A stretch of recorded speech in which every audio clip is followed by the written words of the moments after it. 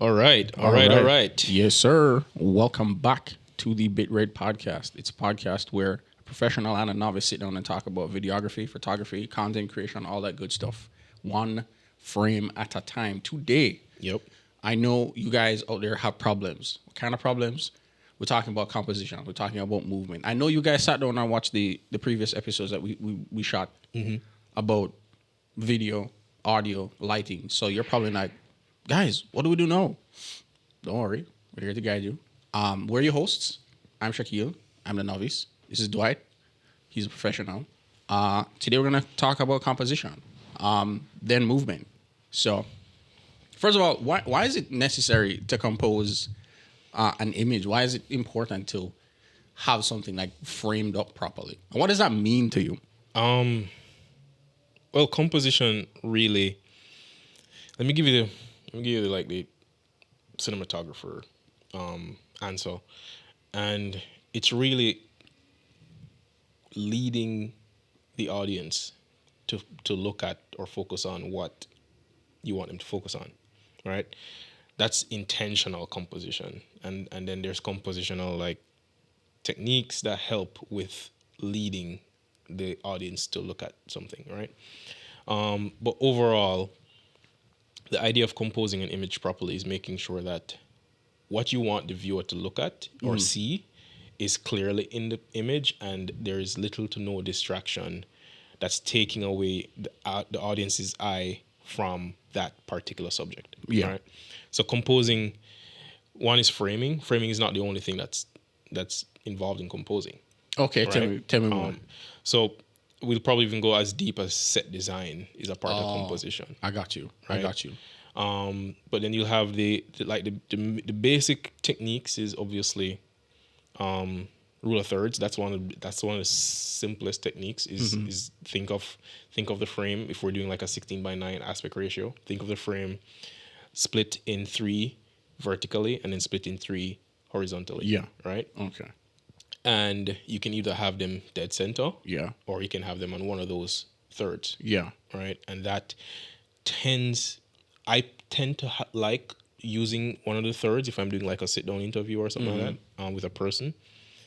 Well, you can only interview people, right? Well, I mean, I have never tried interviewing animals before, Never but tried interviewing a bird. maybe that's something we could try at some point in time. Right. Interview some animals and see Yeah, what I'm happens. sure there are people doing that right Yeah. now as we speak. But yeah, if I'm doing an interview, I like to put someone on one of the thirds, left or right third. Yeah. But if you're doing that, you want to make sure if you're putting them on one of the thirds, you want to make sure that you're intentional about which side of which direction they're looking. For example, we're sort of on the third, right? Not completely, but sort of on the third for what we're doing. Yeah. We'd probably bring it a little closer in if we're doing the lower third, the rule of third thing. But in essence, what you want to do is have that person looking towards the direction. So, for example, if I were the one being interviewed, I would want to be looking towards the side of the frame where I have the most space. Right. Right? It'd be weird if you were on that third and looking that way. Right. It's a thing. It's For sure. It's a creative. Like you can actually do it, but it has to be an intentional, creative choice.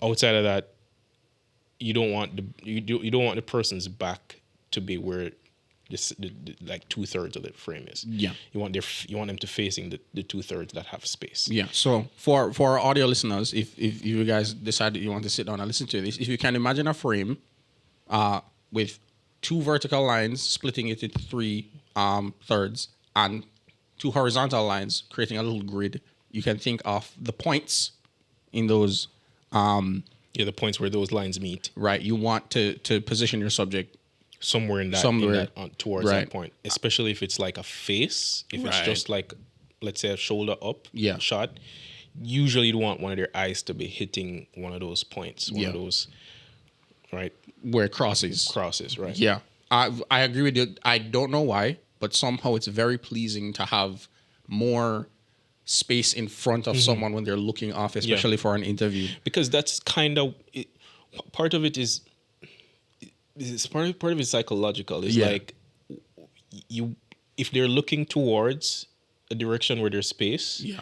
you in your mind you're like just outside of that frame is the person they're talking to, Right. Okay. Yeah. right? So Okay. it's like if that extra space was behind them, It feels uncomfortable. it feels It feels uncomfortable, it cramped. feels cramped, and it Yeah. feels somewhat uncanny. Yeah. Right. And again, that can be a creative choice for sure. a purpose. For sure. Right. If you want to create a, if you want to create some uncomfortable feelings. for sure, That's, you have that framing all the way up Yep. there. so that's one of the techniques That's regarding composition. rule of thirds, and why we use it is usually to create balance, maybe to Yeah. have a subject placed in the frame to create some balance. Where outside of interviews, where would you use something like this for, like? Product photography, product videography. Like for example, if I'm doing, I can just see a lot of different designs where I'm framing a product on one of the thirds. Yeah.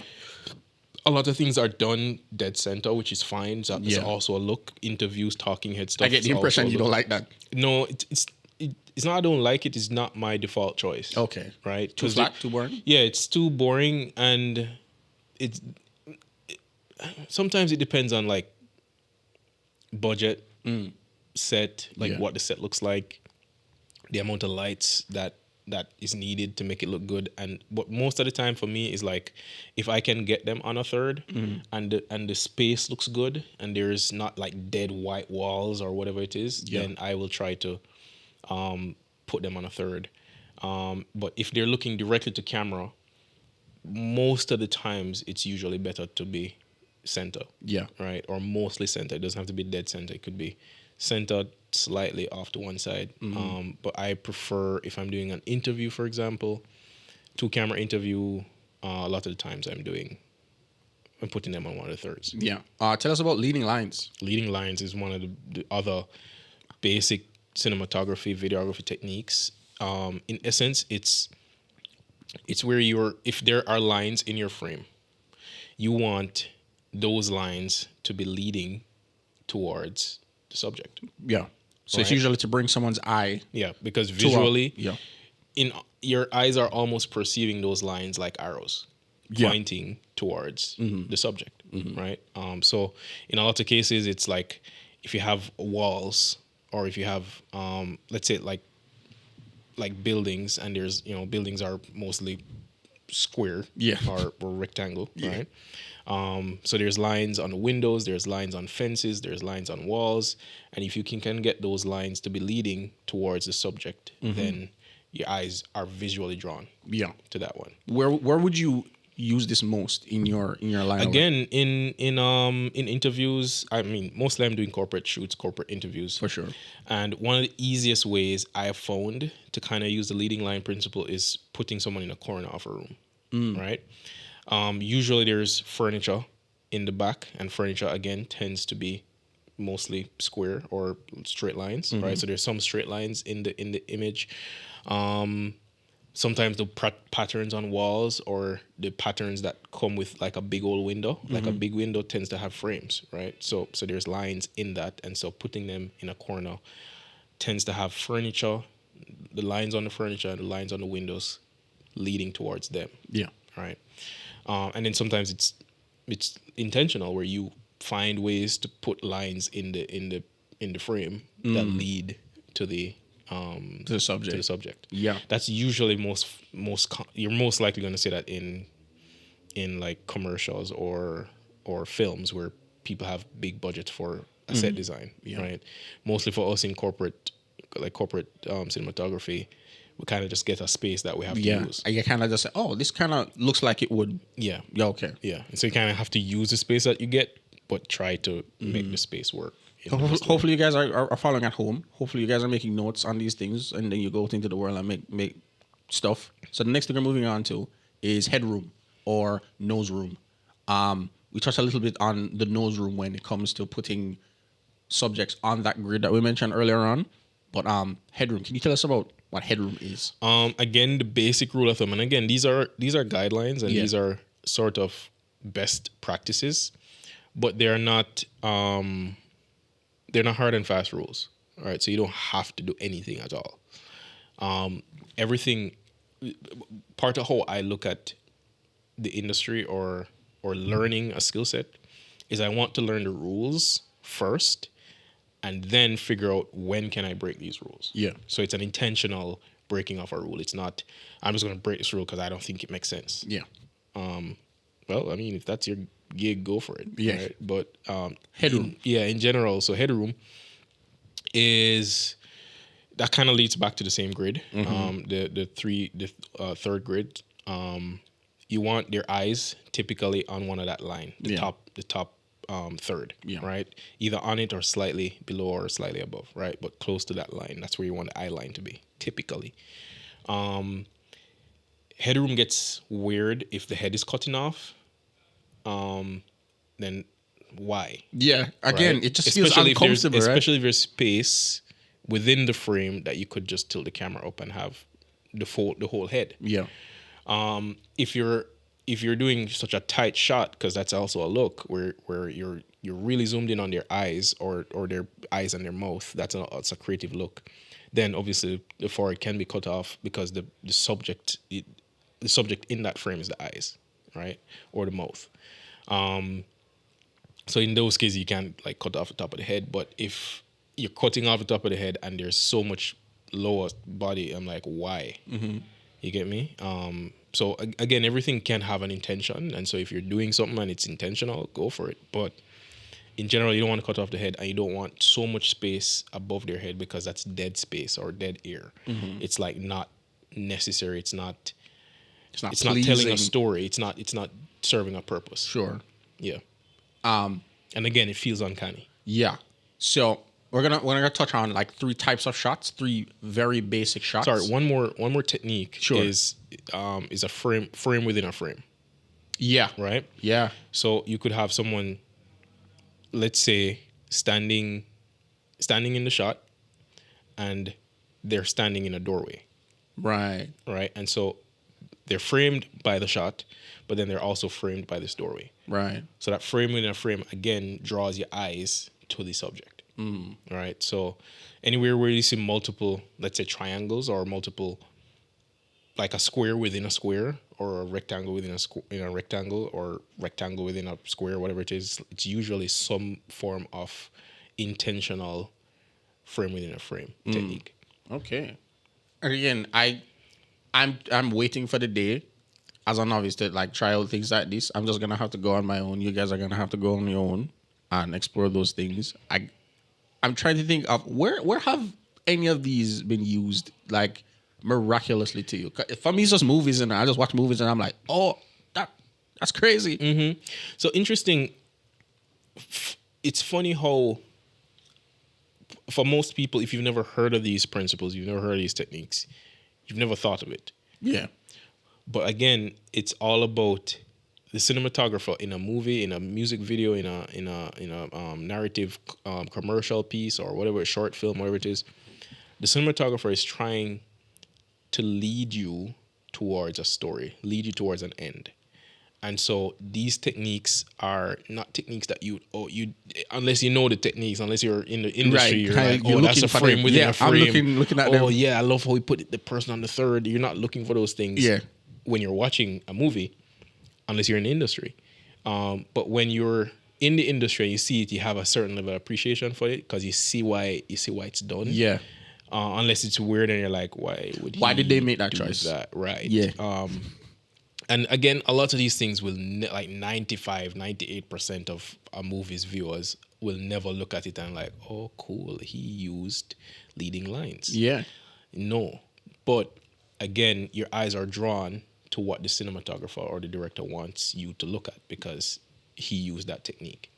And it is. I mean, there's color theories. He's gonna go off into color. I'm not even going to go into it. We were talking about it before. Yeah. The 60-30-10 rule, and I love that kind of coloring, technique or principle.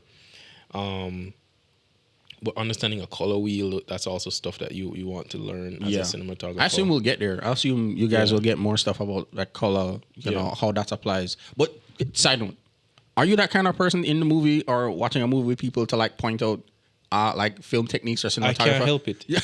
I can't help it anymore. My wife, I'm my not- wife, I'm my not- wife is stressed out. Like I'm we not an annoying can't we just person. watch a movie? I'm like, babe, look. You see that? You see Yeah, that is that. bro. You see the Rembrandt lighting? Yeah. Did you see that? Yeah. And they're like, just watch the movie now, please. Man, all right. I'll tell you what I'm a sucker for in movies.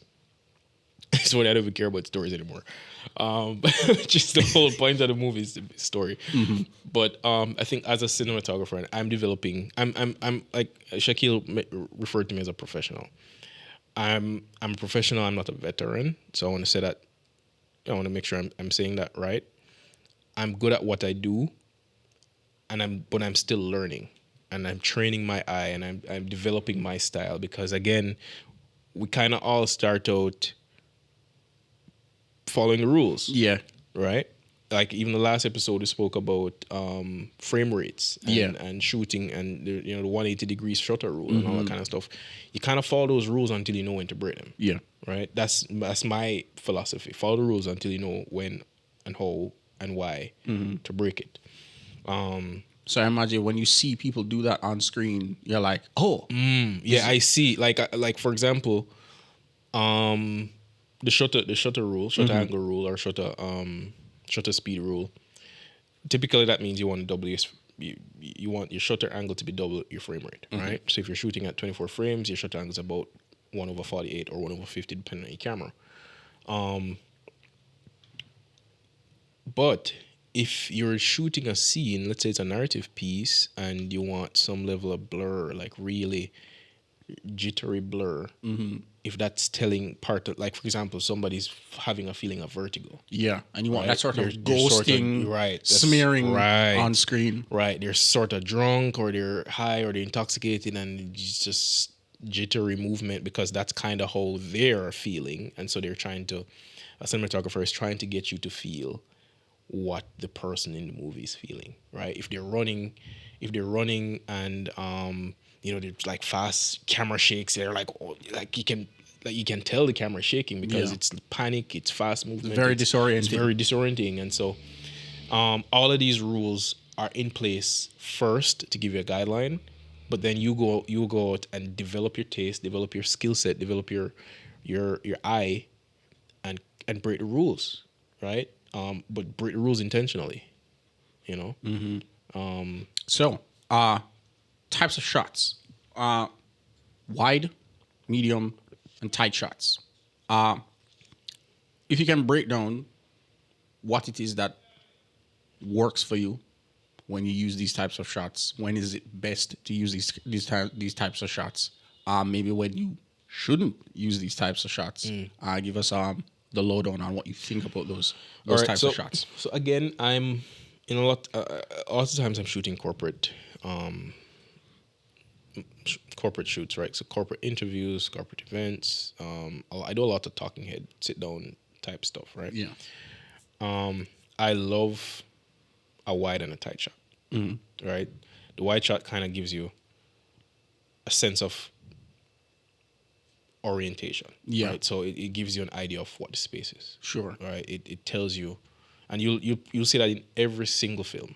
Yeah. And for the new people, like what is a wide shot? Wide shot, we'll sometimes call it an establishing shot. Got you. Because it establishes the scene, right? So let's say it's a school scene.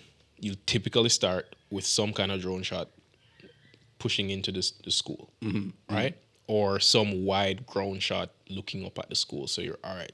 So you've seen it every single time, every single film when there's a school, there's an outside shot of the school, kids are walking into the school. Wide shot, establishing we're establishing the story that we are in a school. So we know where we are. Exactly. That's probably exactly what a wide shot is for, is to know where you are. Right? And then a medium shot is usually now to bring you into the story. So you're at the school. Now we're going to give you a wide shot, sort of a wide shot of the classroom. But in a sense, it would be a medium shot, right? But so now we're in the school. Now we're in a classroom. Now you get a medium shot of two people talking, right? So in essence, I am zooming you in to that story. Yeah. I'm pulling you in to that story between these two characters. So wide shot, medium shot, tight shot. Now you'll have, and again, these are like guidelines and rules, but but you can kind of break the rule and go into different orders and whatever it is. But if I'm doing a scene, I'm thinking about an establishing shot, a medium shot, and a tight shot. Right? Tight shots are typically like chest and above, a chest and above of a person. Sometimes it's just a head, and then you have like intentional reasons to just zoom in on someone's mouth or someone's eyes, or Yeah. You want to capture all that emotion on the Right, face. exactly. You want to see the body language up close. right. And so there's like, but in essence, the tight shot is to really get intimate. Yeah. Right. Yeah. In most times in television, for example, you'll have a wide shot of like broadcast. You'll have a wide shot of the hosts, right? 2, 3, 4, 5 hosts around the table or whatever, sitting on couches or whatever it is. And then when someone starts to speak, you get a tight shot of the person speaking, because so we're here, the wide shot, establishing shot. All right, we're here at this news station. All five of us here are having a conversation, right? And then Shaquille starts to talk, so we get a tight shot of Shaquille, so we can really listen to Shaquille, see Shaquille's facial expression and better understand his words, right? Because a lot of us listening is actually looking at people's mouth, Yeah. right? And so a tighter shot will help with that. So those are the purposes, I think, of wide tight or wide medium tight. If in most scenarios, if somebody's paying me to do a shoot, I'm going to try to get them to give me the budget for 2 cameras. In most, so you guys are watching this and we only have 1 camera because we're a 2-man crew and we're not trying to kill ourselves off. Yeah, we're not trying to do anything crazy. Right. We'll have the 5 camera shots when you guys when like you watch and subscribe. Like and subscribe. Exactly. When you keep liking and subscribing, we'll be able to get like 50. We'll get more stuff to make it look really, really nice. So just do that. This episode was sponsored by High Definition Media Productions. They provided lighting, cameras, audio, and renting the studio and all that kind of stuff. And so we're very grateful for them to be able to bring this episode to you. They handle video production, audio production, event coverage, corporate interviews, corporate events, video coverage, live streaming, live broadcast of your events to the cloud, to the internet. And so you can follow them. You can find them on Instagram at HD_media_productions. That's HD as in high definition _media_productions. And you can email them at info@hdmediaproductions.com. So thank you, HD Media Productions, for sponsoring this episode.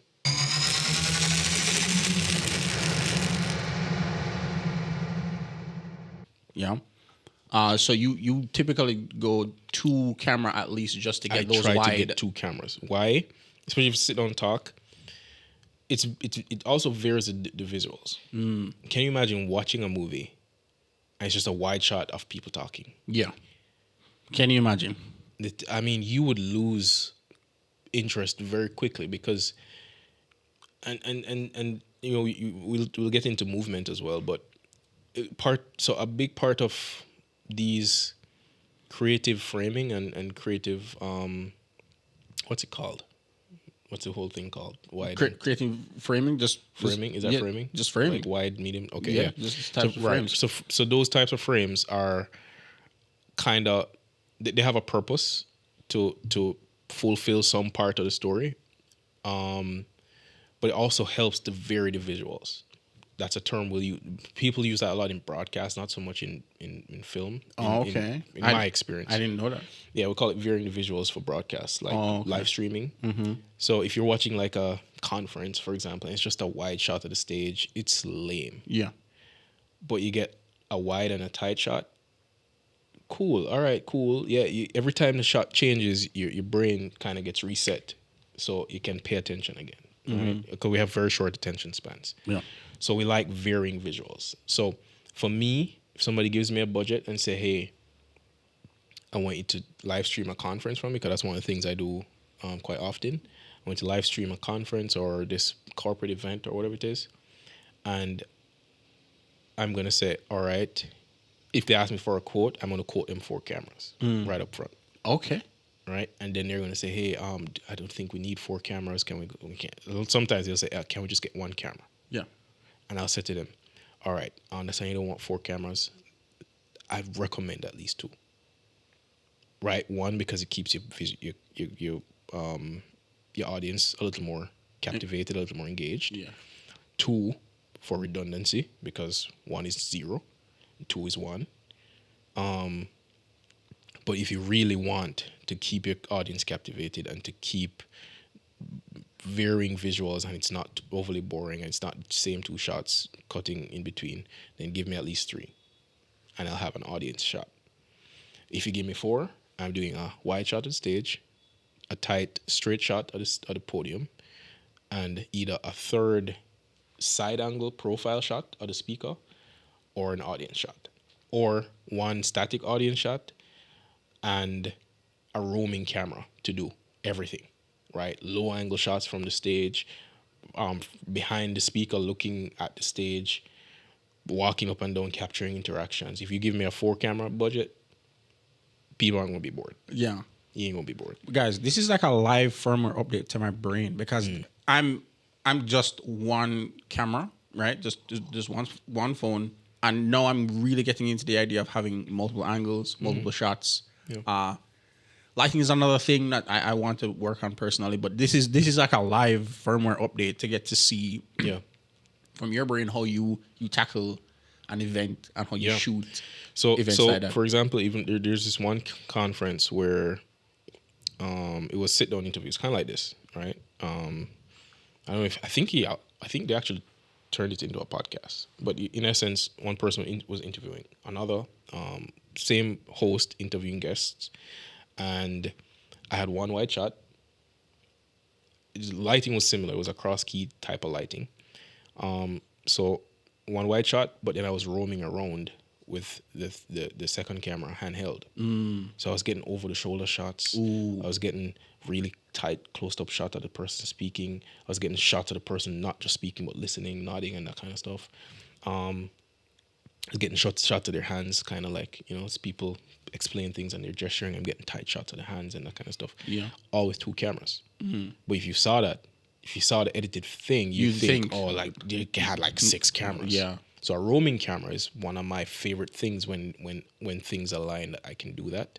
Whether it's on a gimbal or a handheld, I love having dynamism. Yeah. Speaking of which, perfect segue into movement. Why do you want, well, beyond the obvious keeping the engagement, why do you want to move the camera? Why is it that you want not just static shots, using rule of thirds, leading lines, frame within frame? Why is it now that you decide that you're gonna move the camera? Again, it's a similar reason to multiple shots is movement. Usually, if you think of a Hollywood film, it's not multiple cameras.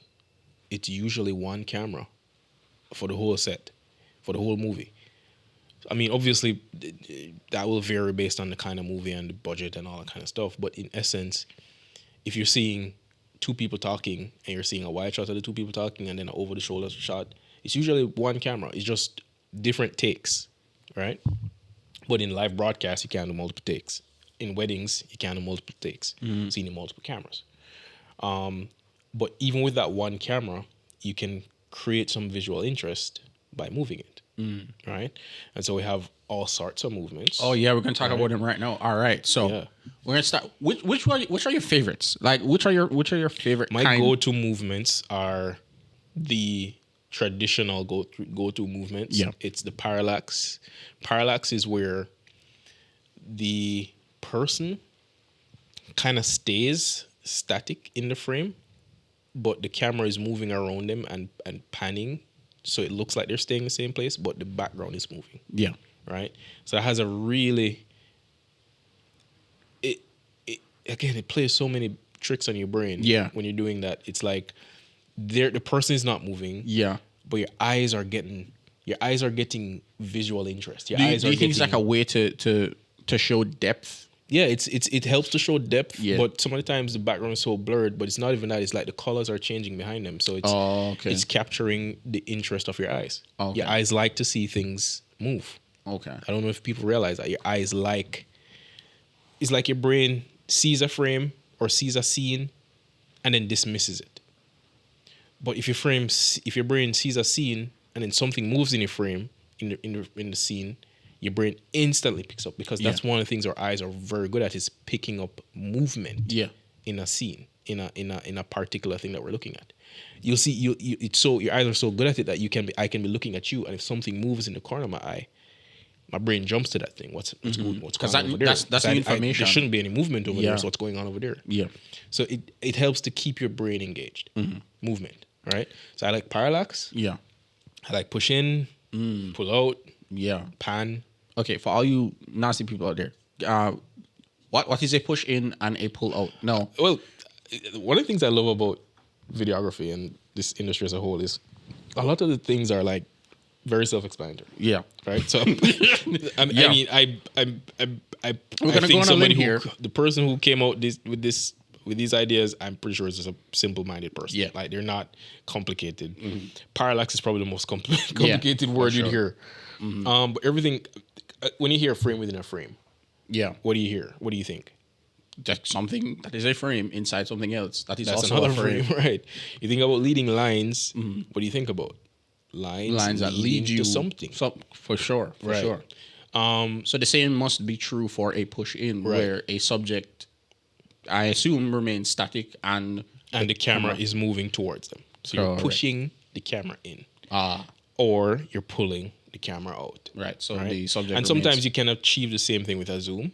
Yes. Zoom in or zoom out, but it's slightly different when it's a push and a pull. Right? And then a pan. pan.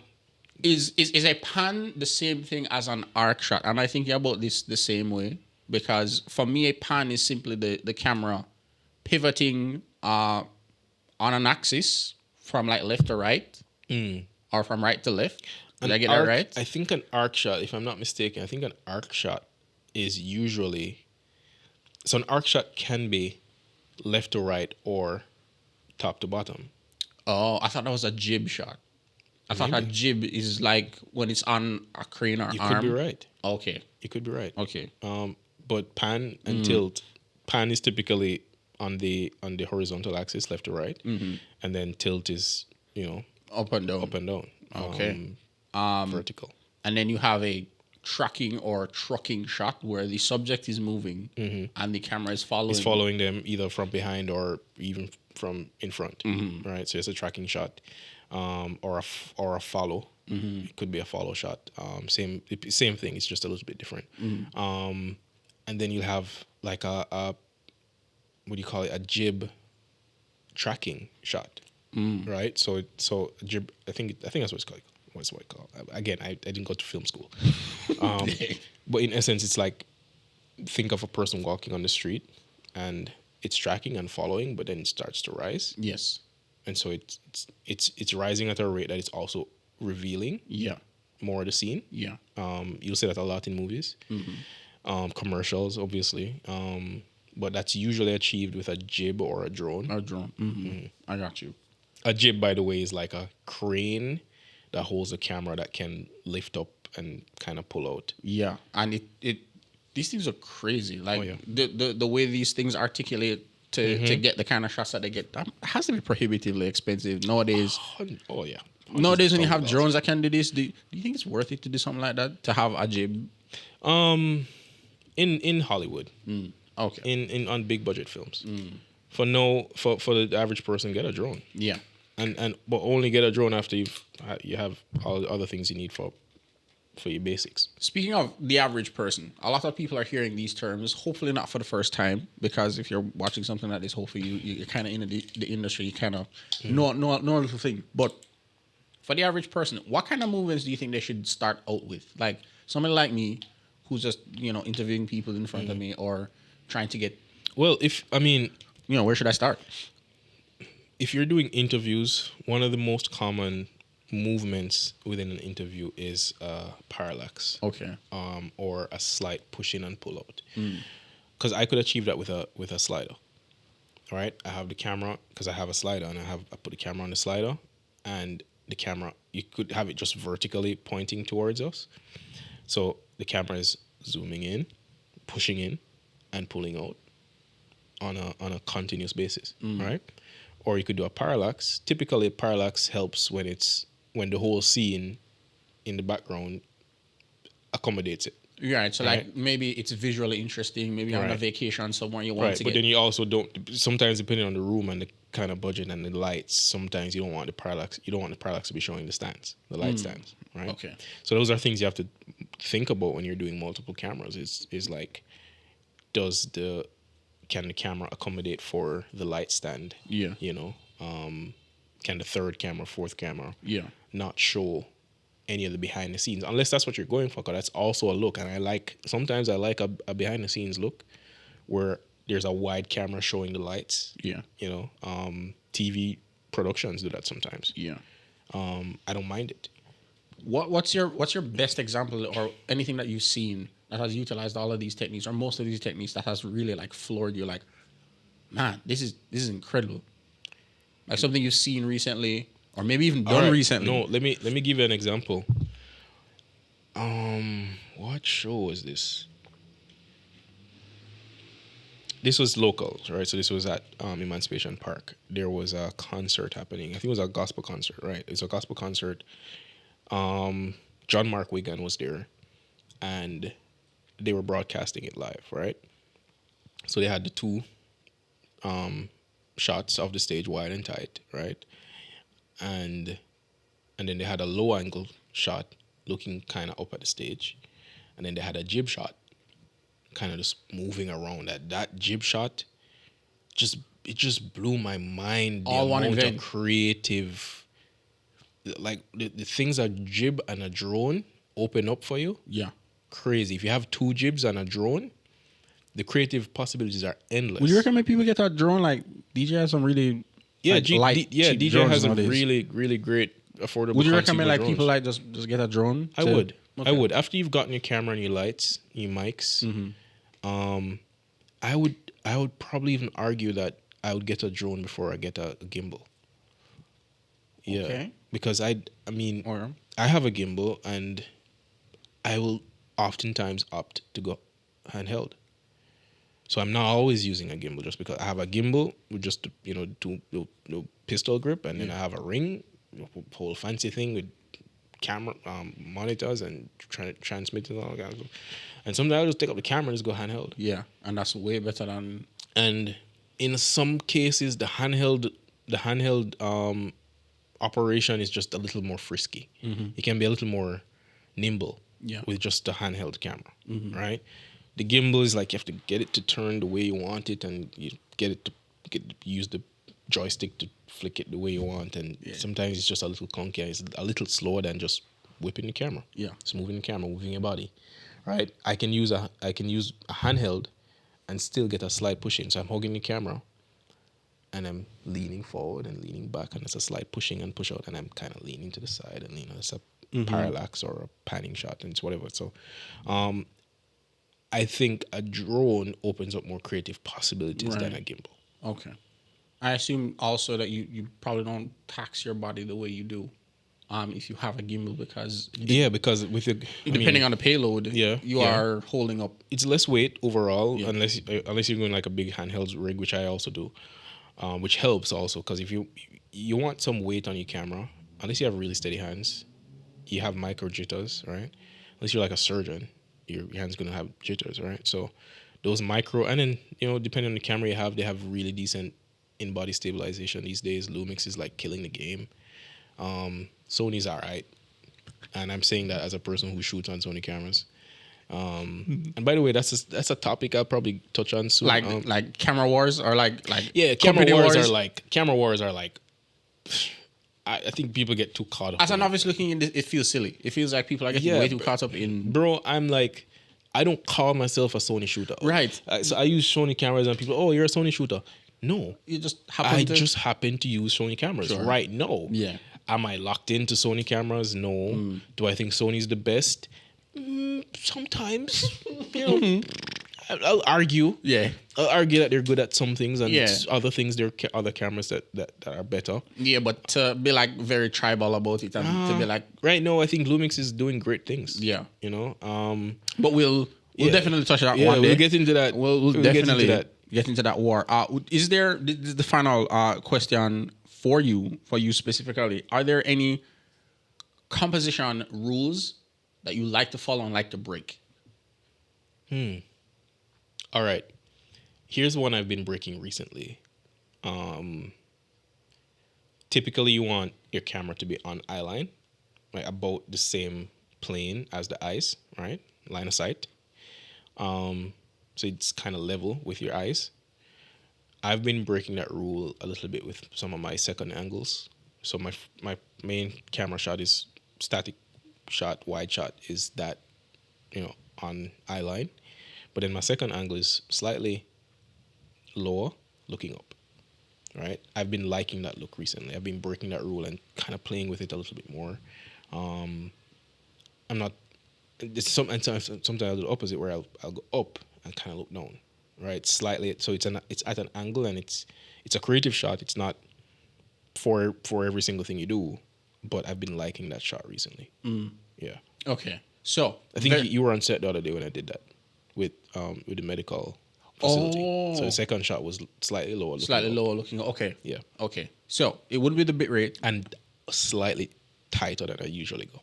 Okay. Yeah. Okay. All right. So it wouldn't be the bit rate if you didn't do the rating. So I'm going to go over all of these composition techniques, movements, and out of 10, you're going to rate it. Mm-hmm. All right. So we're starting with composition. Wide shot. Out of 10. It should be in every person's arsenal.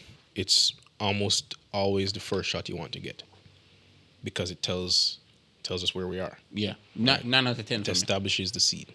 Yeah. What's your rating? It's a 10 out of 10. 10. Okay. Because I think it has to be in everything.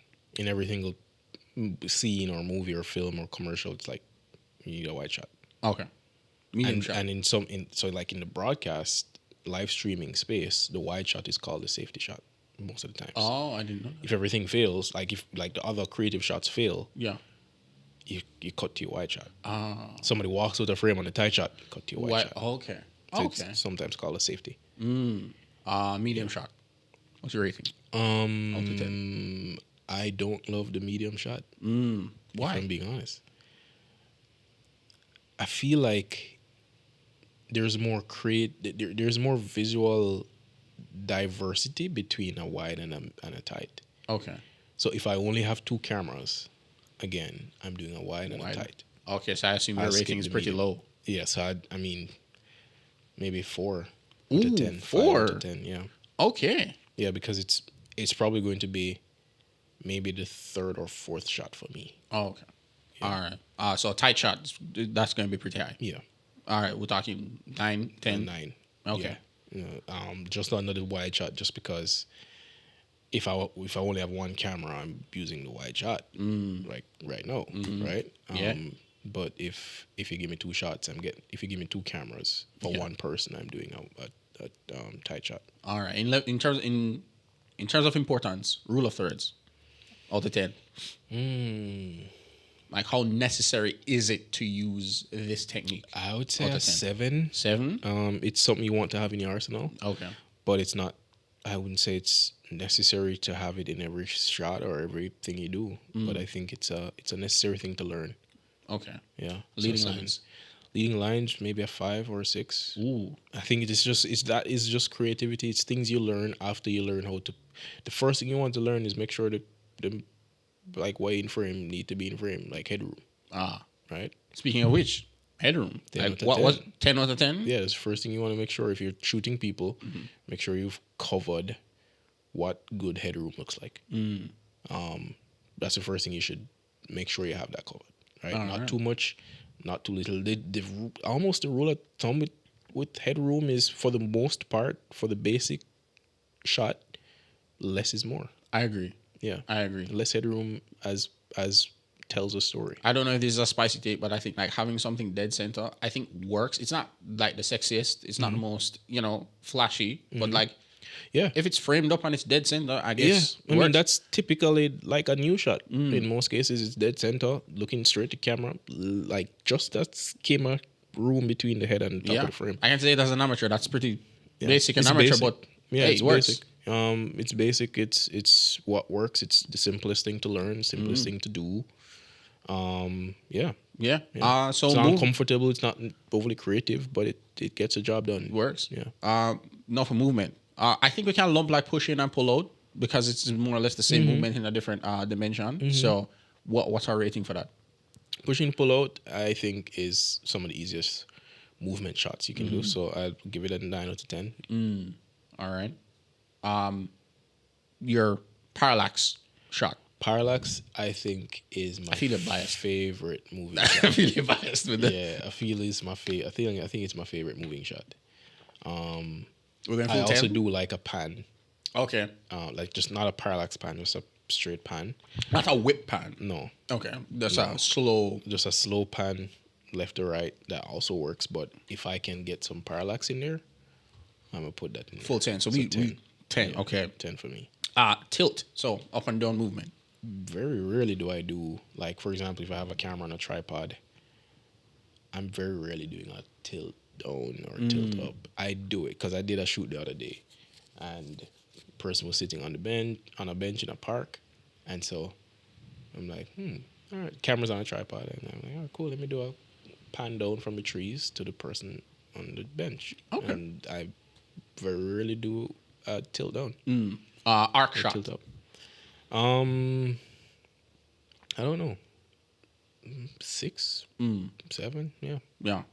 Finally, the jib or the crane. I wish I had one. Yeah, I'm telling you, I wish I had a crane, bro. Yeah. Or a jib. There's this brand, I won't call him because they don't pay on nothing. Yeah. I'll call him saying, I'm just kidding. But Edelkrone. Edelkrone has a really cool jib that fits on a tripod, right? Yeah. It's like motorized. So it's a motorized jib. It does the pull out and pull in, and I think you can pre-program it to do. Kind of like a robot arm? It's sorta, right? It's like a less intelligent robot arm. Yeah. Limited to a certain moves, I guess. I haven't touched it. I haven't used it personally, but I've seen reviews on it, and I really like it. If I had a budget for something like that, I think I'd go with Edelkrone versus the traditional a traditional jib. Well, guys, hopefully this was valuable for you guys. We're gonna leave it there for now. Hopefully we're slowly gathering the infinity stones of techniques to share with you. Hopefully getting to the bigger stuff. We really want to get to the bigger stuff. But for now, this has been the Bit Red Podcast. I still don't really have a sign out to tell people. Yo. The other thing you need to do is subscribe, like it, share it. Hit the thumbs up button. Just tickle it, please. Just yeah, do that stuff. it's free. Yeah. Until next time, take care. Peace out. Peace. Do we have a sign out? We don't have a sign out, dog. See you next time. Yeah, see you next time.